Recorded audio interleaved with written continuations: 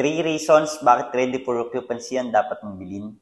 Number 1, makikita mo ang actual na unit at dahil nga buo na ang bahay, hindi lang basta model house kundi makikita mo yung mismo yung actual na unit na dapat i-turn over sa'yo. Yung location nito at naman ang itsura niya na magiging bahay. Number 2, mas mabilis lipatan. Gawin natin example ang ready for occupancy townhouse na ito ni Apex Homes sa May Mexico, Pampanga. Perfect ito sa mga nagmamadaling lumipat dahil nga constructed na ang bahay.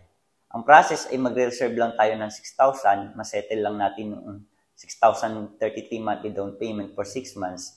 After nun, ipaprocess na kay Pag-ibig at magbibigyan lang tayo ng loan approval. Pagkatapos, pwede na natin itong malipatan. O diba, mas mabilis lang kumpara sa mga pre-selling na abot ng 2 or more than 2 years. Number 3, para alang din nag-rent to own. Since pwede nga natin itong i-purchase ng installment through Pag-ibig at buwan-buwan tayo nagbabayad, para ka lang din nag-rent pero per this time, sa'yo na nakatitle ang pangalan at ensured ka na sa'yo mapupunta ang property once na masettle na kay Pag-ibig.